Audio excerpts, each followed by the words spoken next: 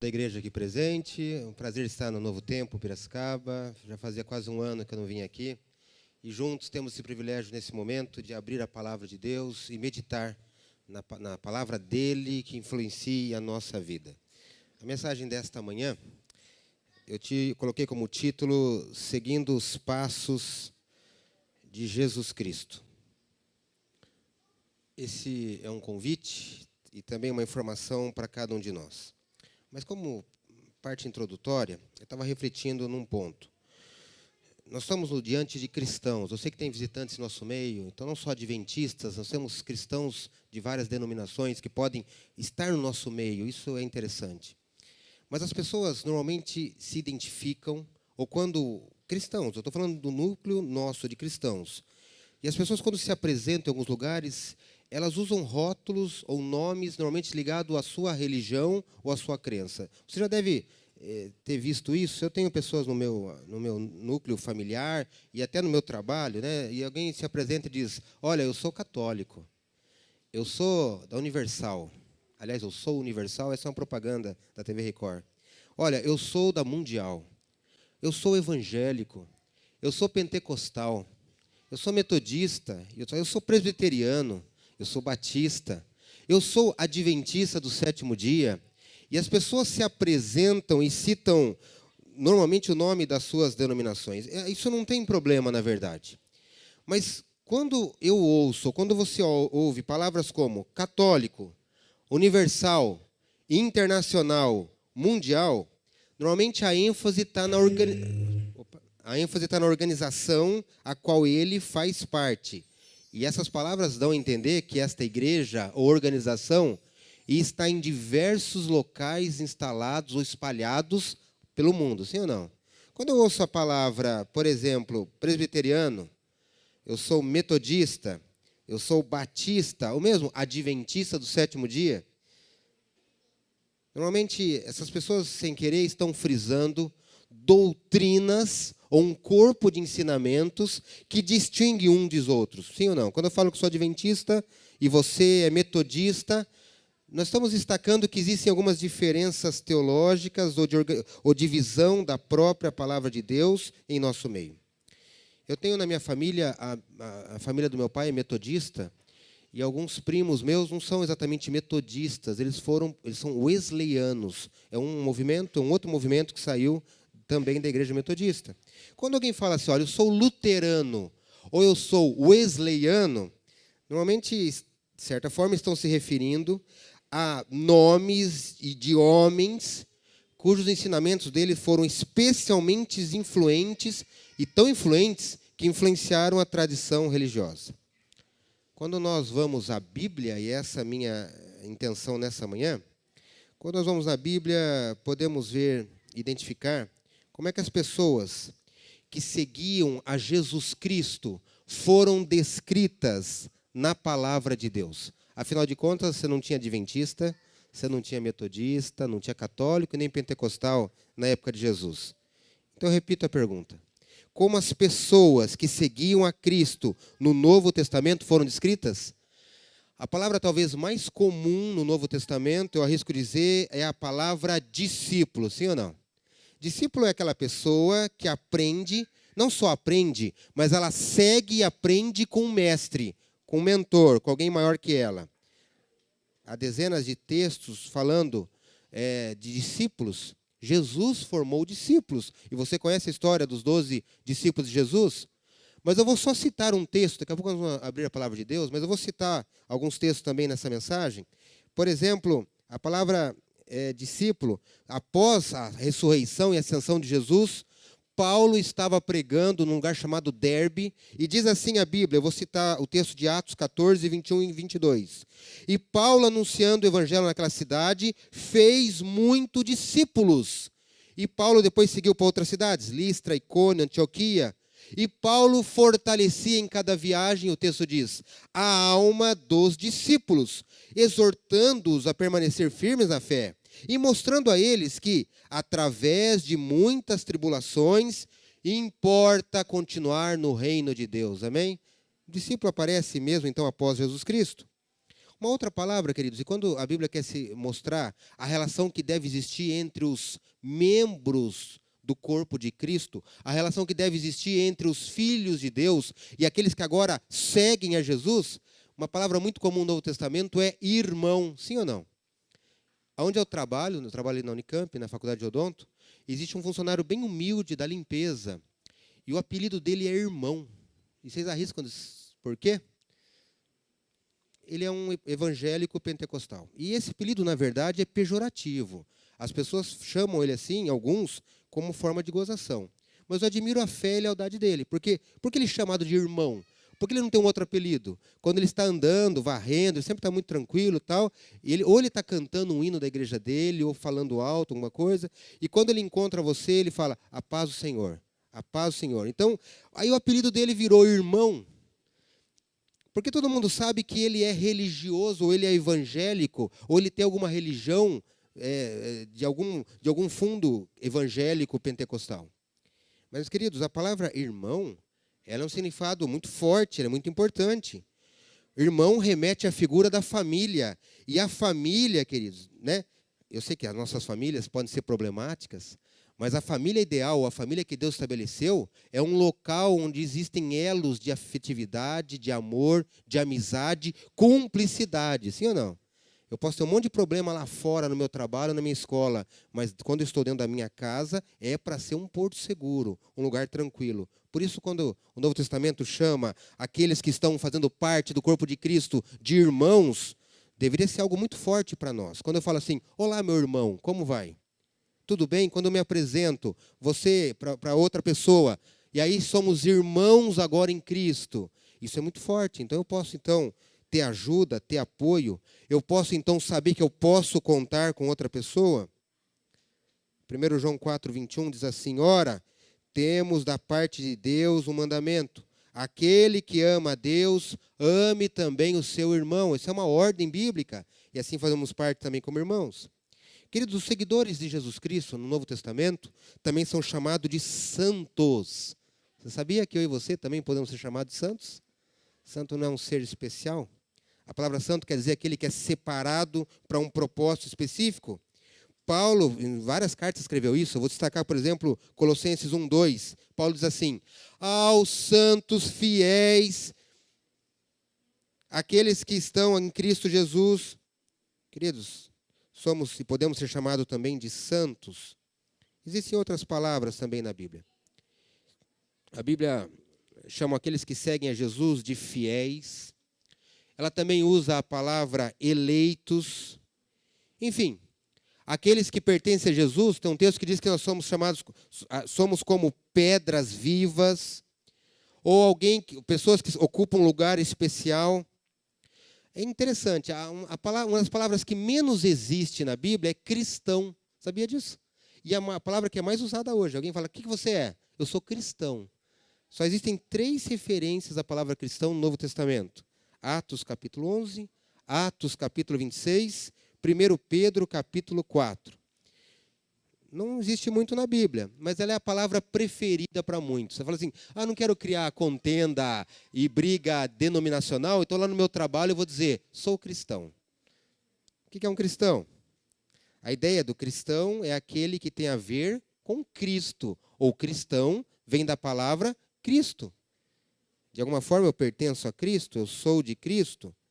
De qualquer forma, queridos, em qualquer uma dessas palavras, Cristo é o personagem central.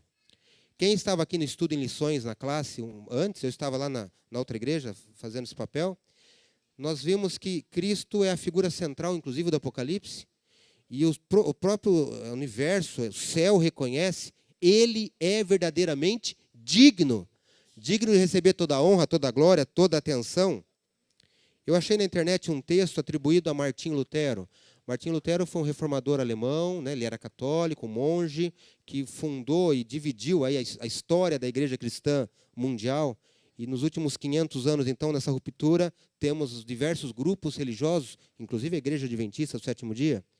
E é atribuído a Martim Lutero esta frase sobre Jesus Cristo.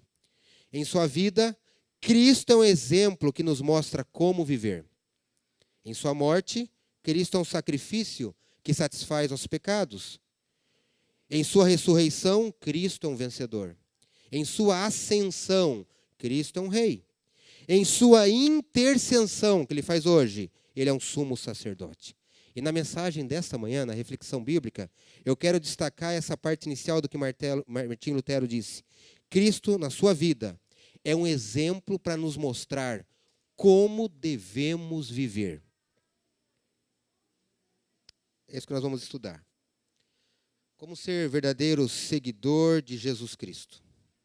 O que significa ter Jesus Cristo como nosso exemplo e modelo? Queridos, independente dos rótulos que eu citei na introdução aqui, se eu sou católico, sou mundial, sou universal, sou adventista, o que significa realmente dizer que eu pertenço a Jesus Cristo?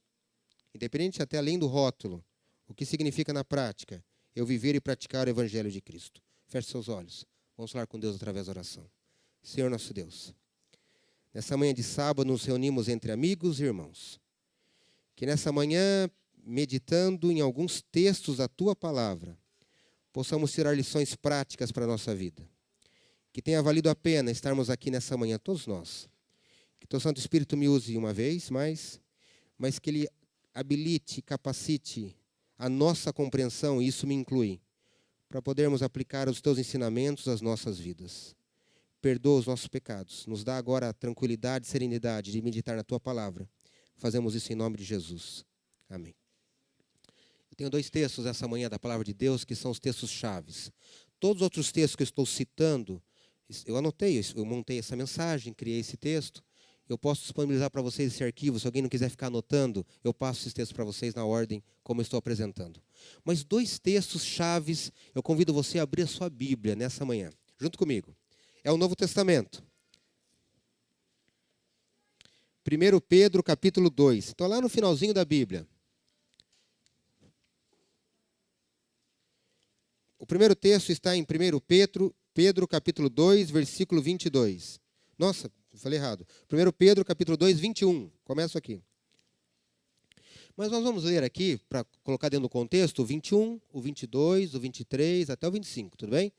Então, 1 Pedro, capítulo 2, versículo 21. Há um apoio aqui do audiovisual, se alguém não trouxe a sua Bíblia. Mas mesmo quem trouxe, então deixe marcado, porque esse é um texto que você pode meditar, refletir nele à tarde, né? Durante a tarde, à noite, ok? Você pensar na mensagem que você ouviu nesse sábado de manhã. Pode acompanhar no telão, sem problema nenhum, mas deixe marcado, essa é a nossa reflexão bíblica. São 2 textos, e esse é o primeiro que eu quero destacar nessa manhã. Eu vou, usando a mesma linguagem do telão, para poder facilitar, diz assim a palavra de Deus em 1 Pedro 2, 21. Para isso vocês foram chamados, pois também Cristo sofreu no lugar de vocês, deixando-nos exemplo para que sigam seus passos. Esse é um conselho de Pedro para nós. Eu continuo. Ele, Jesus, né, não cometeu pecado algum, e nenhum engano foi encontrado em sua boca. Versículo 23. Quando insultado, não revidava. Quando sofria, não fazia ameaças, mas entregava-se àquele que julga com justiça. Versículo 24. Ele mesmo levou em seu corpo os nossos pecados sobre o madeiro, a fim de que morrêssemos para os pecados e vivêssemos para a justiça. Por suas feridas, vocês foram curados. E o versículo 25. Pois vocês eram como ovelhas desgarradas, mas agora se converteram ao pastor e bispo de vossas almas. Amém? Eu destaco nesse texto que Jesus nos deixou exemplo para que possamos seguir os seus passos. E é por isso que a mensagem essa manhã é nos passos de Jesus. Você pode falar qualquer nome de denominação religiosa. Você realmente só será filho de Deus se seguir os passos de Jesus. E essa é a ênfase que eu darei nessa manhã. Ele fez a parte dele. Ele morreu na cruz, né, ele cometeu um gesto que ninguém faria, um gesto grandioso de amor, de devoção e dedicação, para que eu e você tivéssemos esperança. E agora, o que cabe a você e a mim é seguir os seus passos. Eu quero que você vire a sua Bíblia umas páginas à frente. 1 João capítulo 2. Então nós vimos 1 Pedro 2 e 1 João 2. Isso é para facilitar você lembrar depois na sua casa. Esse é o segundo e último texto que leremos aqui com a Bíblia aberta. Segundo João, capítulo 2, versículo 6. Eu vou guardar o apoio também do audiovisual. Encontraram também? Marque 1 João 2, 6. Aquele que afirma que permanece nele deve andar assim como ele andou. E se ele, é claro, é Jesus Cristo. Você diz que permanece nele, então deve andar como Jesus andou. Queridos, Jesus, ele cumpriu uma grande missão quando veio aqui à Terra. Jesus veio nessa terra e a Bíblia declara em diversas passagens as suas atitudes e o que ele fez. Agora eu vou só citar. Por exemplo, 1 Pedro 2, 22 diz que Jesus não cometeu pecado, nem dolo algum se achou em sua boca. Ele era perfeito, ele nunca errou. Hebreus 4,15 diz que antes ele foi tentado em todas as coisas, a nossa semelhança, como você e eu. Mas Jesus viveu sem pecado. E nos textos principais que eu destaquei nessa manhã agora, nós somos chamados a seguir o exemplo de Jesus. A andar como ele andou, a fazer como ele fazia. Queridos, Jesus é o nosso modelo. Jesus Cristo é o nosso exemplo, é o nosso padrão. Quantas pessoas por aí seguem líderes religiosos diversos? Me permitam, eu sei que é uma crítica que eu estou fazendo, é verdade. E quantas vezes esses líderes caem? Porque o líder cai ou não cai? Cai. E nem a Igreja Adventista está isenta disso. Líderes recentemente famosos caíram. As pessoas, como seres humanos, caem e erram. E eu conheci muitos cristãos desapontados. E, aliás, muitos que saíram da igreja, e talvez que estão aqui hoje, que no passado saíram, talvez o motivo tenha sido isso. Um líder religioso me decepcionou. Alguém já passou por isso ou não? Na minha igreja, eu sou ancião da minha igreja. E eu sei da responsabilidade desse cargo. Porque se eu fizer qualquer ato errado com alguém aí fora, no comércio, no mercado, eles vão dizer, lá, não paga os outros. Lá, fala que é líder religioso ou está de gravata num dia de culto da igreja, mas durante a semana fazendo coisa errada.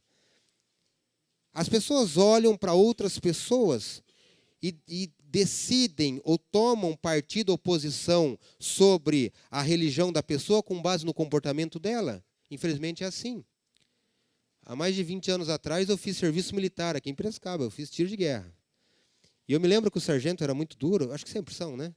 E num dos muitos exemplos que ele dava, ele não admitia quando atiradores aprontavam na rua fardados. E ele dizia muito isso, se você tiver sem farda, pode fazer o que você quiser. Mas a partir do momento que você pôs a farda para ir para o quartel, ir e voltar, o seu comportamento é fundamental. Porque quando as pessoas olharem alguém fazendo alguma coisa errada, não vão dizer, olha o Márcio, o Luiz, o Pedro fazendo coisa errada. Vão falar, olha ali um soldado fazendo o que não deveria. E realmente as punições eram terríveis para pessoas que quando estavam no seu posto não agiam ou não zelavam pelo uniforme, pelo que eles vestiam, pela farda que usavam. Queridos, somos chamados de cristãos, seguimos a Cristo e Ele é o meu e o seu modelo. Se você for no dicionário, a palavra modelo quer dizer aquilo, porque modelo pode ser uma coisa também, né? Uma peça, uma pessoa, que serve para ser reproduzido. Aquilo, uma pessoa, um procedimento, que serve de exemplo, que serve de norma para alguém, para alguma outra pessoa. Jesus é o nosso exemplo. E a Bíblia nos aconselha, nós lemos isso, que eu e você devemos andar como Ele andou. Precisamos aprender a imitar a Jesus, confirmando os ensinos em suas palavras. E aí? Eu sei disso. Mas eu queria destacar com vocês essa manhã. Quais são alguns sentimentos e atitudes que deveríamos ter na nossa vida para confirmar que estamos seguindo os passos de Jesus? Em outras palavras, se Jesus é o meu modelo e é seu modelo, o que ele fez que eu poderia também fazer para ser exemplo como ele? Eu peço ajuda do audiovisual, então, nesse momento. Por exemplo, tem um texto, só para reproduzir aqui na frente, Filipenses 2:5. Vocês devem conhecer esse texto.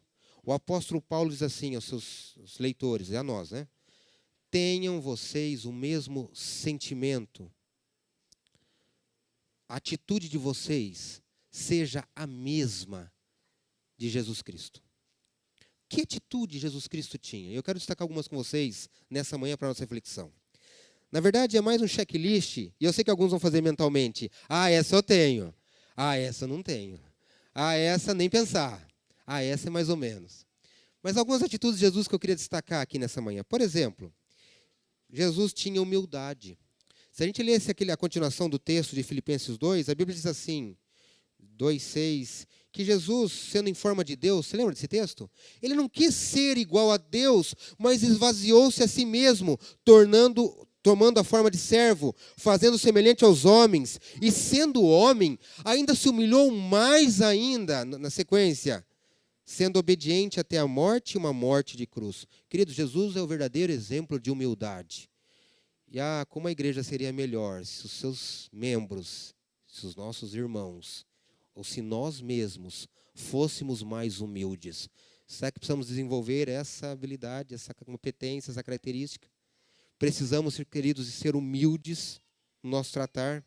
Se Deus, sendo Deus, se humilhou e foi humilde, quem somos nós? Quem é você? Eu estou acostumado a lidar com muitas pessoas difíceis e arrogantes. Muitas pessoas que têm títulos de estudo e se acham mais importantes do que outras pessoas. Quando você passa no cemitério da saudade, tem uma frase em latim. Eu não sei latim, mas já traduziram para mim. Que é aquela frase escrita lá, omnis simples sumus. Em outras palavras, quer dizer, aqui todos somos iguais. Eu sei que o túmulo de alguns é maior do que o de outros. Já viram o túmulo de Prudente de Moraes? Ali é grande, bonito, ponto turístico da cidade, presidente da República, certo? Aqui. Mas ali dentro, todos são iguais. Precisamos praticar a humildade.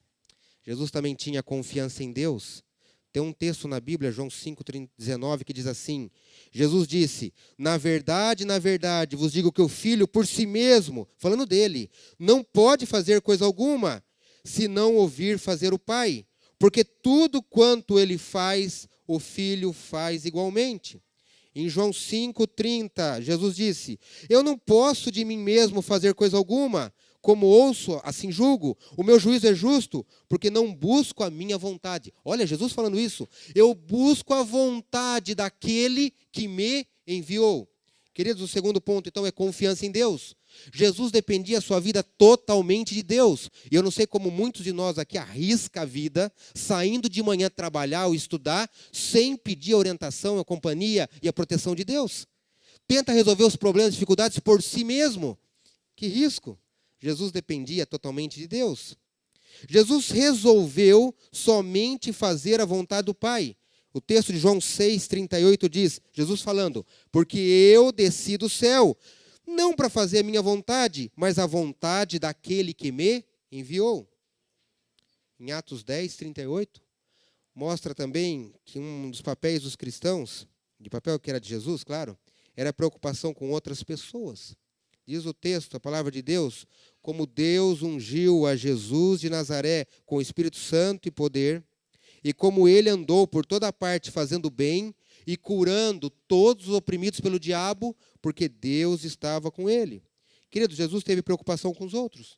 Jesus teve preocupação e boa vontade para se sacrificar, para sofrer, e aliás, até morrer pelas outras pessoas.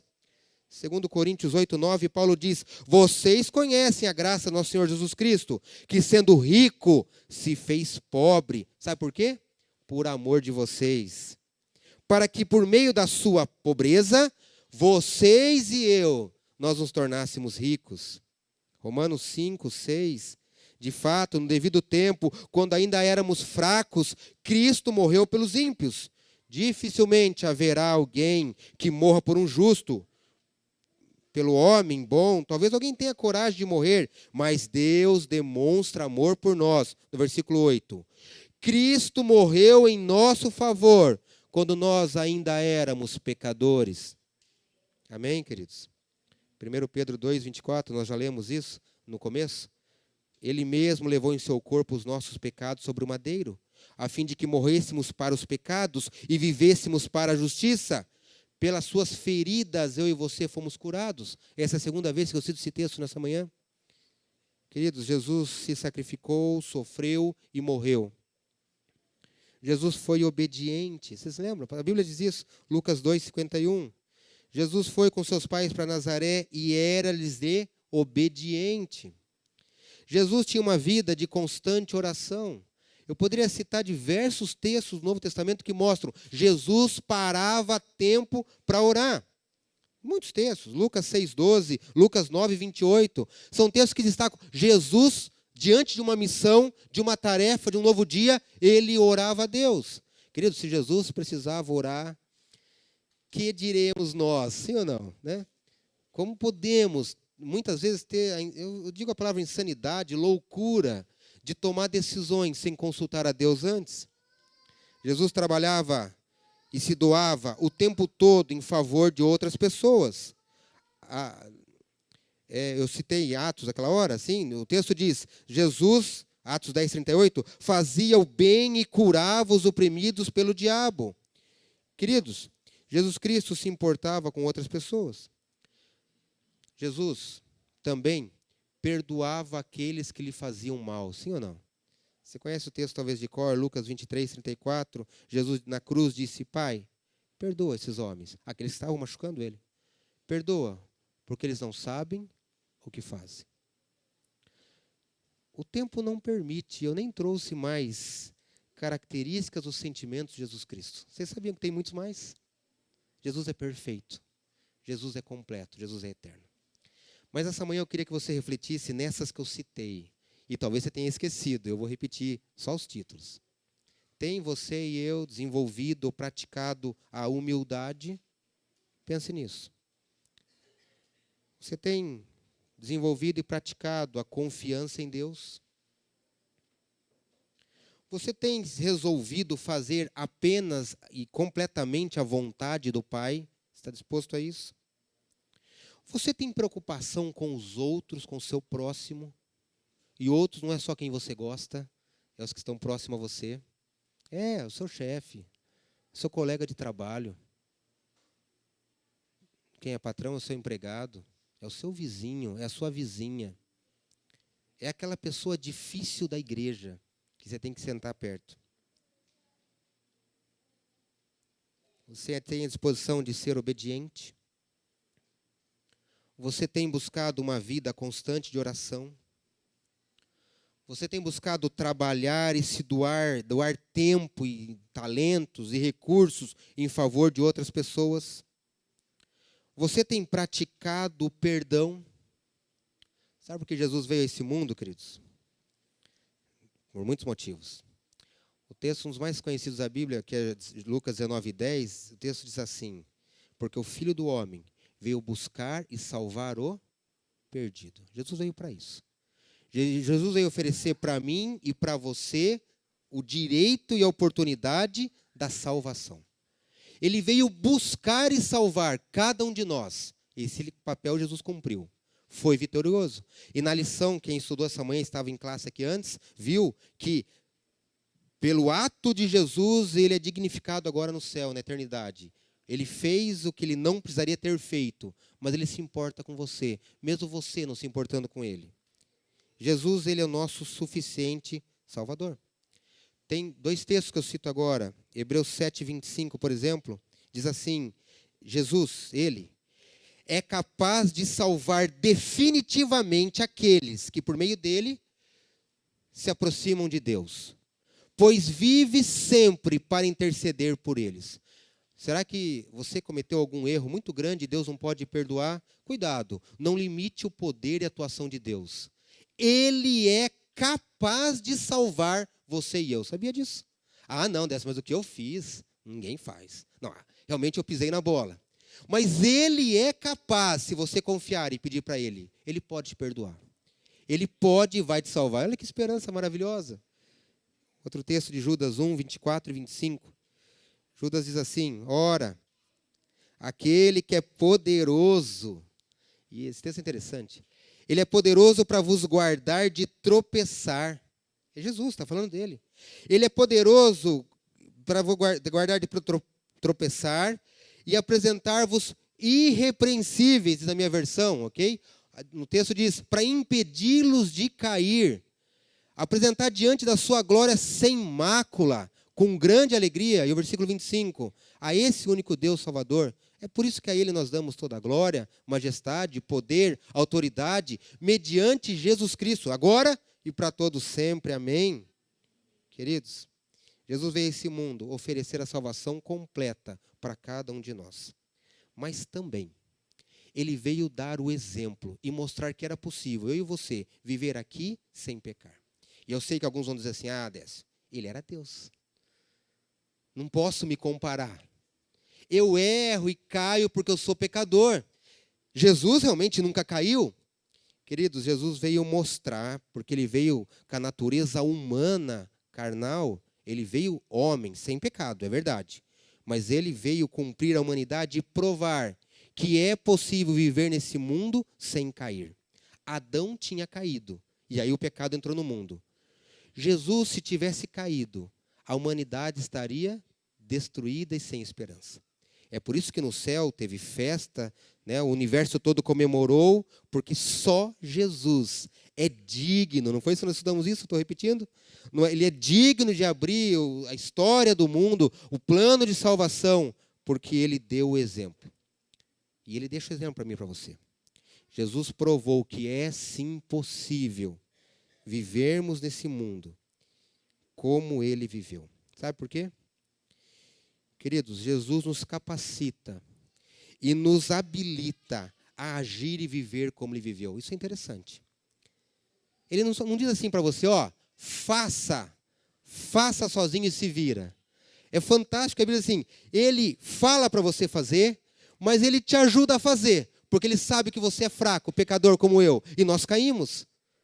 Olha que interessante, Ele fala e mostra o caminho e te acompanha no caminho. Ele fala o que eu tenho que fazer e me acompanha também. E o último texto que eu cito nessa manhã, João 14, versículo 12, 13 e 14. Jesus está no seu momento final com os discípulos, é a última mensagem dele com eles, uma das últimas. Sabe, nas vésperas da morte de Jesus, ele está dando instruções finais aos discípulos. E no versículo 12 ele diz assim, Jesus falando aos discípulos, aquele que crê em mim, fará também as obras que eu tenho realizado. Sabia disso? Não pode ser. Jesus curou, Jesus visitou, Jesus amou, Jesus salvou, Jesus buscou, Jesus pregou.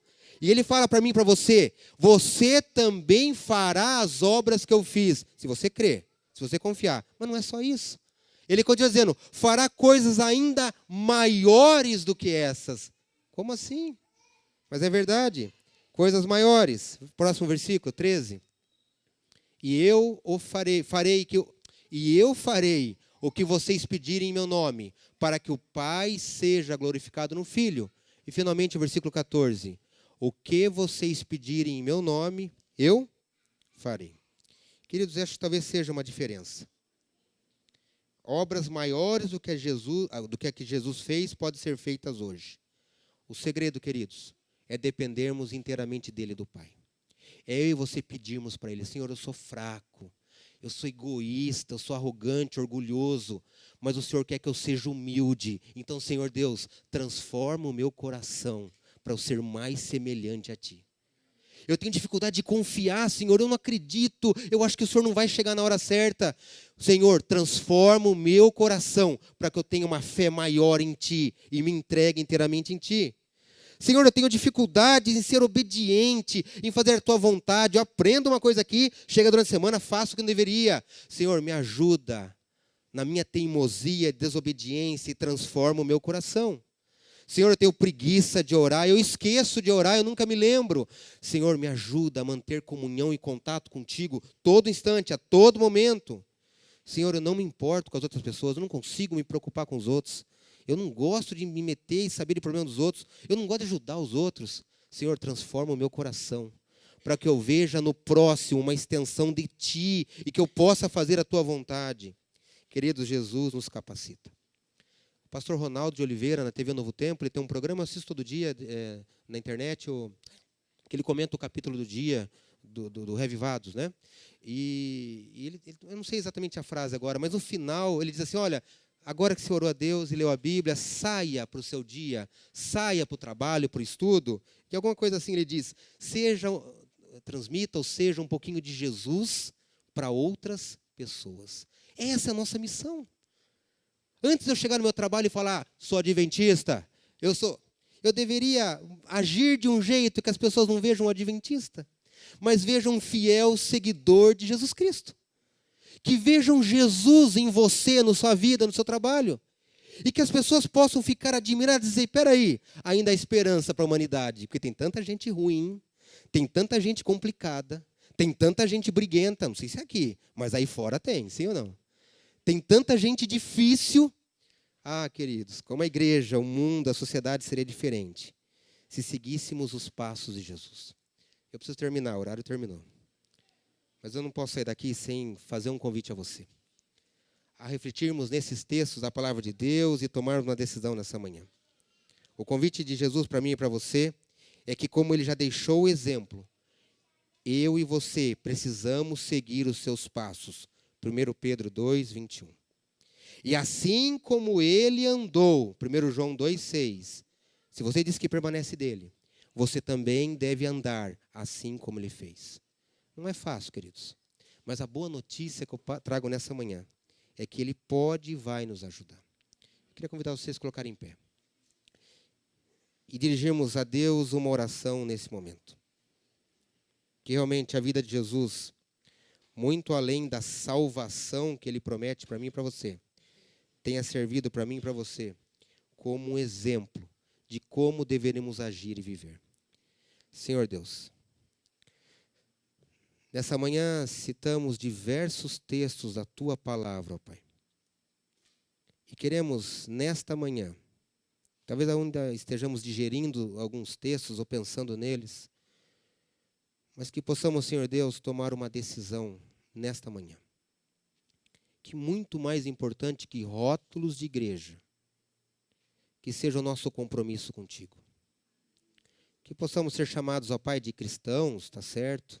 De irmãos, fiéis. Queridos, Pai, que tenhamos diversos nomes em nossa boca e que as pessoas nos identifiquem, mas que possam ver Jesus em nossos passos, em nossa vida. Não é fácil, ó Pai, e falhamos constantemente. Por isso, nessa oração agora, queremos renovar nosso compromisso contigo. Perdoa, ó Pai, os nossos pecados. Perdoa, Senhor Deus, a nossa teimosia, o nosso orgulho, a arrogância.